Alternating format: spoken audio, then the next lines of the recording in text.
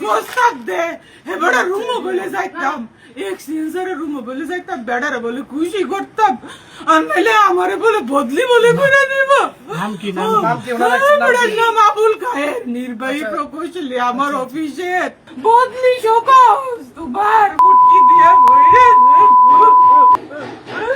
আমারে বুঝাও না। বসেন, ফ্যানের তলে বসেন।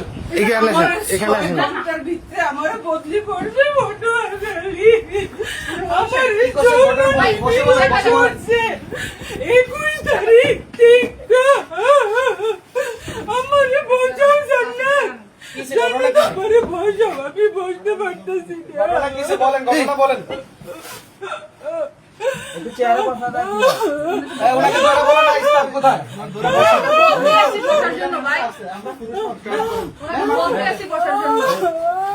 ঘটনা কি বলেন? আমারে তুলো আমারে ধরে চেয়ারটাতে বসা। আমারে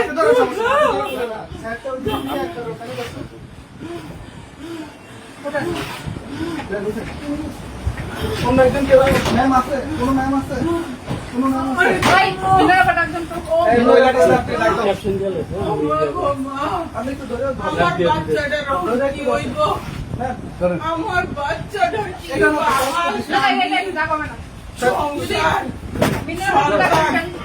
আমাকে যৌন নিপীড়ন করা হয়েছে, আমাকে যৌন হেনস্থা করা হয়েছে।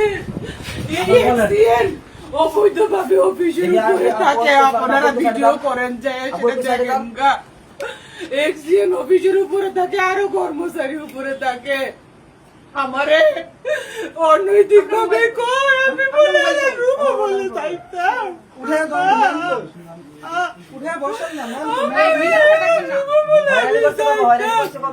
আমারে 21 তারিখ থেকে আগের থেকে আবার আলি প্রস্তাব দে এবারে রুমও বলে যাইতাম এক্সচেঞ্জারে রুমও বলে যাইতাম বেড়ারে বলে খুশি করতাম আর নাহলে আমারে বলে বদলি বলে করে নিব।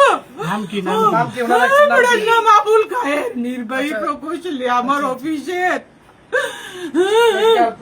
এরপরে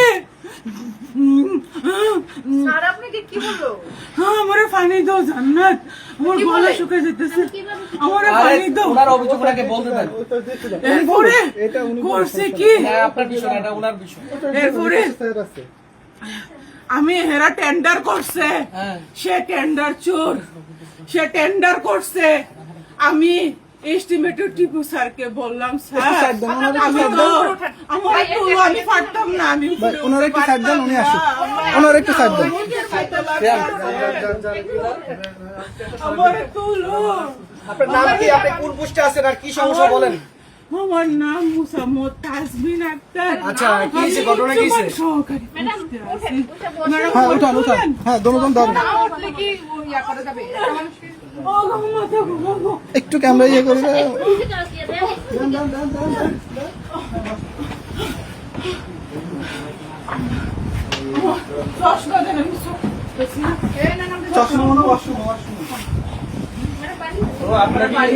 আপনাকে এই প্রস্তাব কবে করছে? আমাকে উনি অফিসে আসার পর থেকেই করতেছে। কত মাস, কত দিন? এটা প্রায় 2-3 মাস ধরে উনি এটা করতেছে।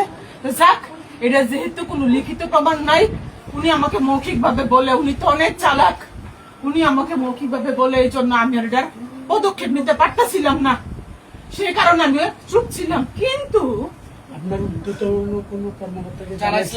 না, আমার কাছে মৌখিক কোনো প্রমাণ ছিল না, লিখিত বা মৌখিক কোনো প্রমাণ ছিল না। উনি অনেক চালাক।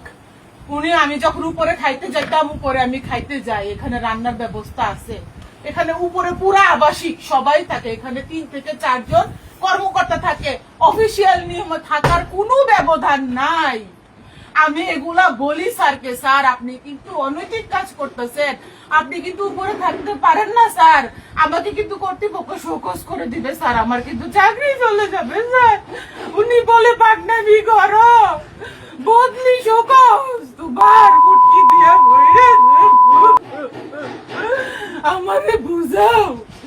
আমি স্যারের কইলাম স্যার আপনি যে লাস্ট যে টেন্ডারটা করলেন 19 প্যাকেজের, আপনি যে লটারিটা করলেন স্যার, আমি তো কইতাম পারি না, মেমো বই চাইয়া আমি দেখি স্যার এই লটারির উইনারদেরকে আপনি পে অর্ডার সঠিকতা যাচাই করার জন্য চিঠি দিছেন স্যার। সেই স্মারক বই আমার লেখার কথা স্যার।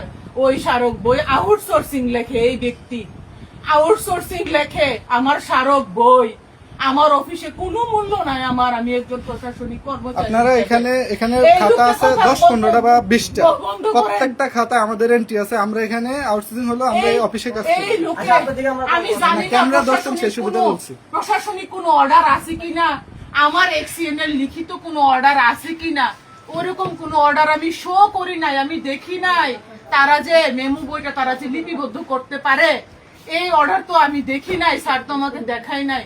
আমি বললাম এস্টিমেটর টিপু স্যারকে, স্যার আপনি যে পে অর্ডারের জন্য যে চিঠি দিচ্ছেন এই চিঠি তো আমি করছি না, এই চিঠির স্মারক তো স্যার 423, এই চিঠির স্মারক স্যার 423 স্যার হবে।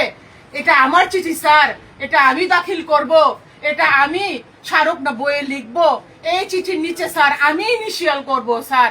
এটা অপ্রশাসনিক ভাবে এই চিঠিগুলা কেন যাচাইয়ের জন্য ব্যাংকে যাবে স্যার?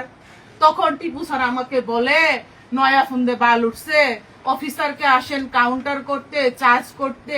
আমি বলি স্যার আমি তো আপনাকে চার্জ করতে পারি না, আমি কর্মচারী স্যার, চার্জ করার ক্ষমতা স্যার আমার নাই। স্যার আমি প্রশাসনিক ভাবে জানতে চাইছি স্যার আপনারা কেন এই টেন্ডার নোটিশ যে লটারি যে করবেন, কেন নির্বাহী প্রকৌশলীর আদেশে সই করা একটি পত্র আপনারা কেন দাখিল করেন নাই স্যার? এই পত্রটা আমি দাখিল করার কথা। কোনো সময় অফিসে অডিট হইলে এই প্রশ্ন তো আমি সম্মুখীন হব, আপনি কেন এই টেন্ডারের লটারি প্রকাশের তারিখটি আপনি নোটিশ বোর্ডে দেন নাই এবং কর্তৃপক্ষকে অবগত করেন নাই, তখন কি আমার চাকরি থাকবে? আমি এখানে প্রশাসনিক দায়িত্বে আছি, আমার কি প্রশাসনিক বিষয় সম্পর্কে প্রশ্ন করার অধিকার নাই?